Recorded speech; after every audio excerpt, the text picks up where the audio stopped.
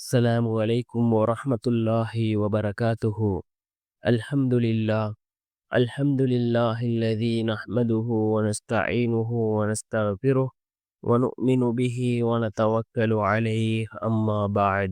அன்பிற்குரிய அல்லாஹ்வின் நல்லடியார்களே, அன்பு சகோதரர்களே, நாம் தொடர்ச்சியாக பார்த்து வரக்கூடிய துஆக்களினுடைய திக்ருகளினுடைய தொகுப்பில் இன்று நாம் பார்க்க இருக்கின்ற விடயம் என்னவென்றால், இன்றைய தினம் ஜும்ஆவுடைய நாளாக இருந்து கொண்டிருக்கின்றது.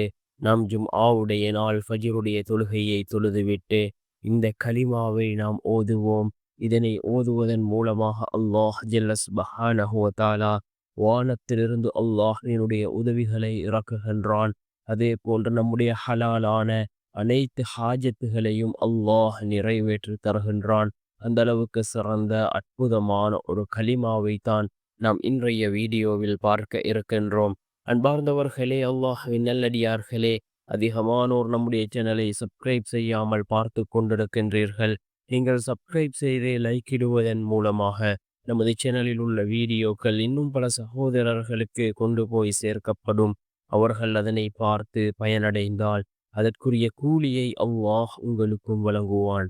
அன்பார்ந்தவர்களே, அல்லாஹ்வின் நல்லடியார்களே, இன்றைய தினம் ஜும்ஆவுடைய நாளாக இருந்து கொண்டிருக்கின்றது. ரசூலுல்லாஹி ஸல்லல்லாஹு அலைஹி வஸல்லம் அவர்கள் கூறினார்கள், சூரியன் உதிக்கக்கூடிய நாட்களிலே சிறந்த நாள் ஜும்ஆவுடைய நாள் என்பதாக அல்லாஹ்வின் தூதர் ஸல்லல்லாஹு அலைஹி வஸல்லம் அவர்கள் கூறினார்கள். அன்பார்ந்தவர்களே, அல்லாஹ்வின் நல்லடியார்களே, இந்த ஃபஜ்ருக்கு பின்னால் உள்ள நேரம் துஆக்கள் ஏற்றுக்கொள்ளப்படக்கூடிய நேரமாக இருக்கின்றது. ஒவ்வொரு ஃபர்லான தொழுகைகளுக்கு பின்னாலும் நாம் அல்லாஹ்விடம் கேட்கக்கூடிய துஆக்கள் கபூலாகும் என்று கூறினார்கள் அருமை நாயகம் ஸல்லல்லாஹு அலைஹி வஸல்லம் அவர்கள். அன்பார்ந்த சகோதரர்களே, அல்லாஹ்வின் நல்லடியார்களே, நாம் இந்த கலிமாவை ஓதி அல்லாஹ்விடம் பிரார்த்தனை செய்வோம். வானிலிருந்து அல்லாஹ் நமக்கு உதவிகளை இறக்குவான். அதே போன்று நம்முடைய ஹலாலான அனைத்து ஹாஜத்துகளையும் அல்லாஹ் பூர்த்தி செய்து தருவான். என்ன கலிமா என்றால், லா இலாஹ இல்லல்லாஹ் வல்லாஹு அக்பர், லா இலாஹ இல்லல்லாஹு வஹ்தஹு, லா இலாஹ இல்லல்லாஹு ولا شريك له، لا إله إلا الله، له الملك وله الحمد، لا إله إلا الله ولا حول ولا قوة إلا بالله. மீண்டும் ஒரு முறை இந்த கலிமாவை ஓதுகின்றேன்.